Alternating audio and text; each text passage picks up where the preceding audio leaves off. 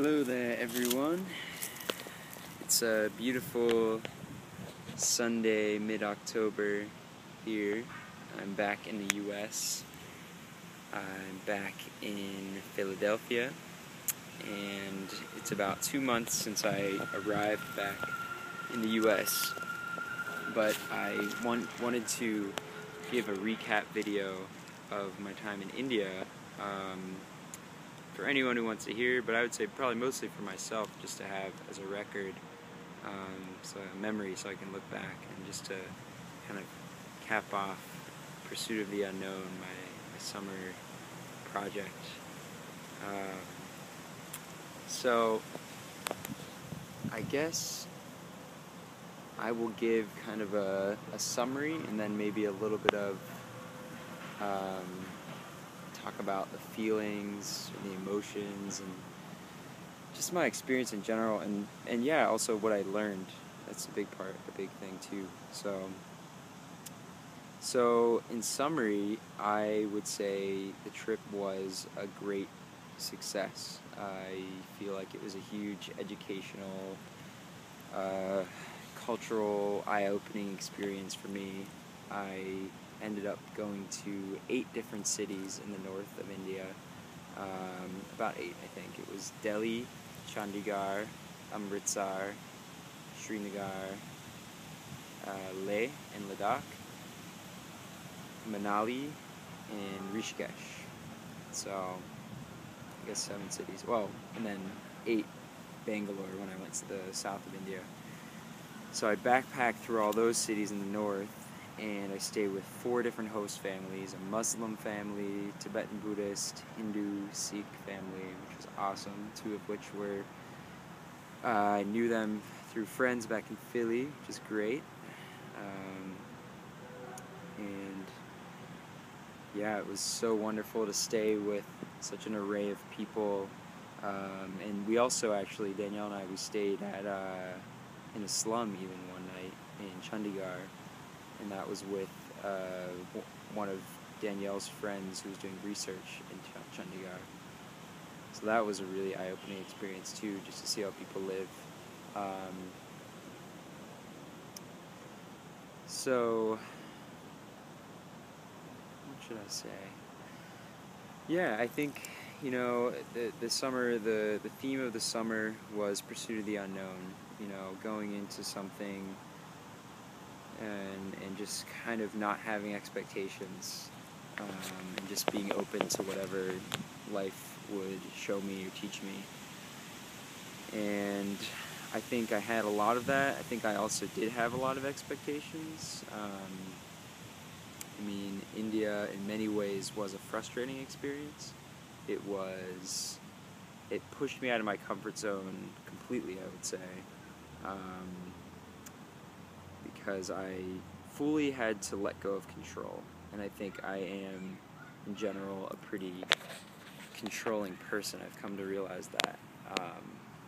But since India, I think I've been much less controlling and much more able to just let things go and just trust in people and in things to happen and work out, or not work out, and just be okay with whatever happens.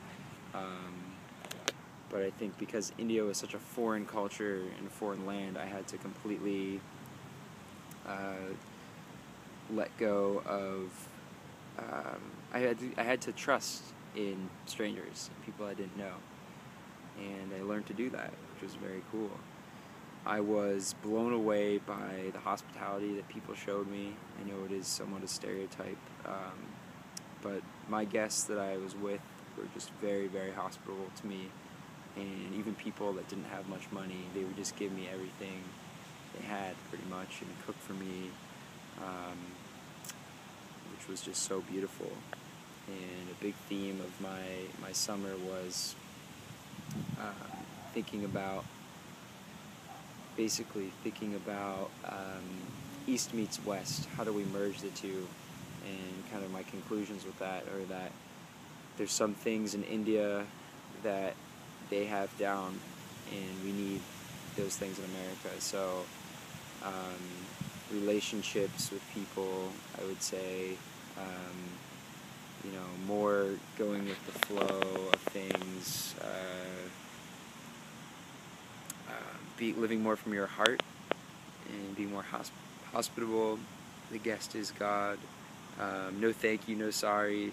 This is what they would say. Like, there's no need to say thank you to everyone, your friends, your family, you're sorry, and apologize about things, because it's just expected that you treat your friends with compassion and with care, and give them time, and I really like how they could just call someone up, like your friend, and just say, hey, I'm coming to hang out with you, as opposed to needing to formally set a time.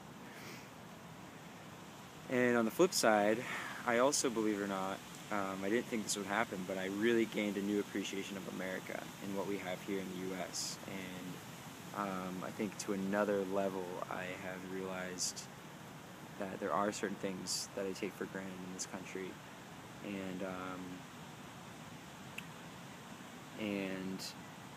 I think that we have an amazing infrastructure in this country, both our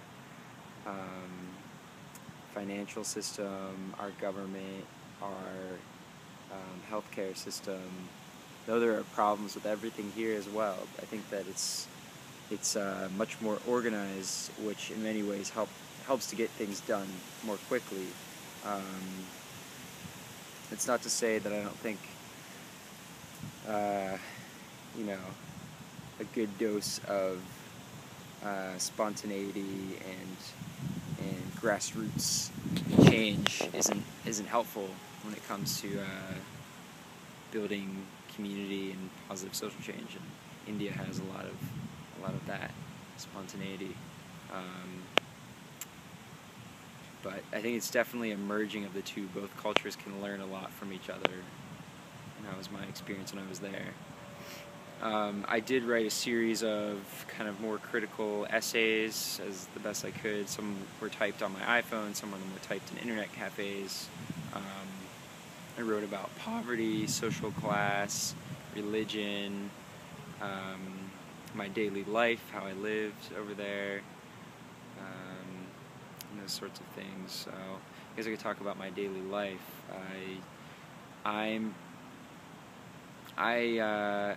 I'm proud to say, yeah, that I really tried to live pretty frugally there, and try as much as possible to just blend into the culture and not just be a tourist expecting to get all the same conveniences of home. So I tried to dress as Indian men dress, which would mean sometimes wearing long pants and a long shirt, even if it was really hot out, or wearing a kurta, the traditional Indian dress.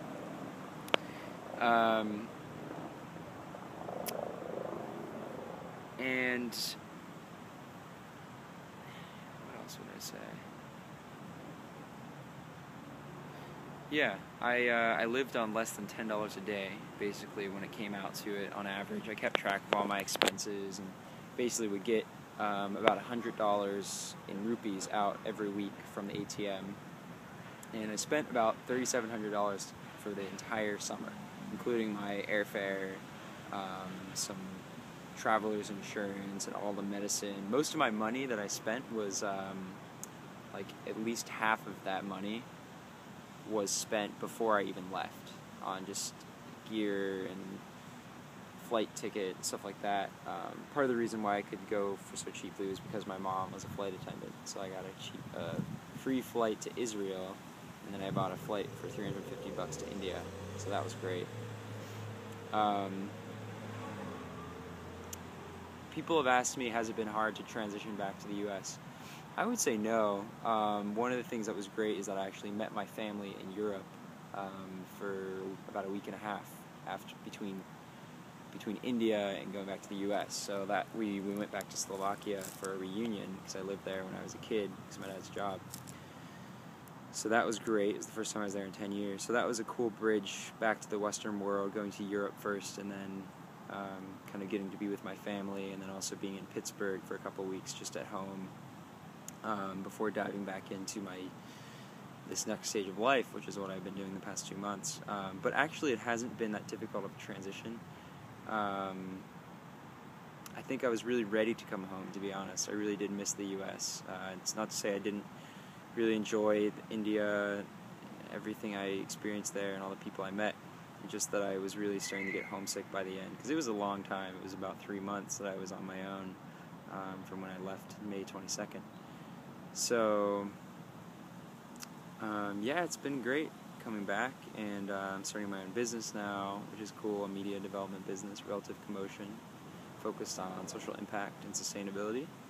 So that's been cool, and I have my own apartment out in West Philly, and I'm back in my favorite place, Woodland Cemetery, on a beautiful, beautiful fall day. So that's been awesome.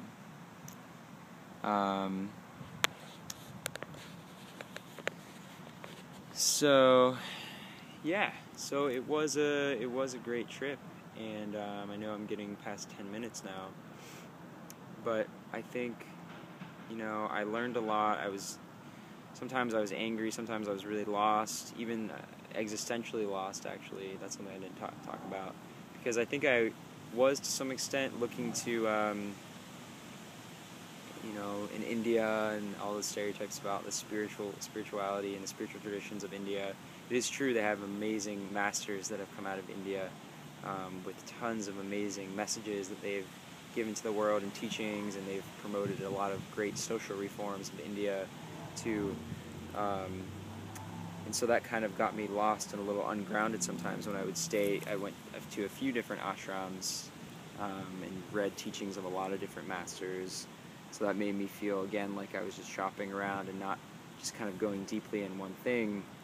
But luckily I was able to spend the last portion of my trip in Bangalore at the ashram of the Art of Living Foundation, which is an organization I've been involved with the past couple years, focused on developing a violence-free, stress-free society through a bunch of innovative courses that have processes that strengthen the individual. So meditation, self-development processes, social-emotional learning, communication, stuff like that. So I was able to spend time at the ashram in Bangalore for 30 days, and I did volunteer work there. And I got to meet the founder of Art of Living, Sri Ravi Shankar, which was absolutely amazing to meet him, and really inspired me by how committed he is to his vision and how selflessly he works and cares for tons and tons of people, millions of people, both around the world and in India. So that was great to kind of come back to that and realize, okay, you have a great community here that you like, and a series of really great teachings and practices, the breathing techniques and meditation that they offer, that really helped to ground me in my life. So that was a great thing to do, and is a good segue to leading into coming back to Philly and being back involved with Art of Living service projects. So we did the Penn Yes Plus course. It's our third one. It's one of the sort of retreats that Art of Living offers, and that was really good. We had 18 Penn students take that, and now we're doing the Yoga Rave, which is coming up. It's a drug and alcohol-free rave party. It's coming up next weekend. So it's been a lot. It's been sometimes exhausting, doing all this volunteer stuff and starting a business and moving into a new place. I got a new place, 49th in Baltimore, as I said. But it's I think the foundation of it is just love and service and joy for your fellow human beings, and I really feel like this is a great vehicle for me, Art of Living, to create change in the community. So, alright, I think I've talked enough, but thanks for watching if you watch this, and yeah, have a great rest of your year.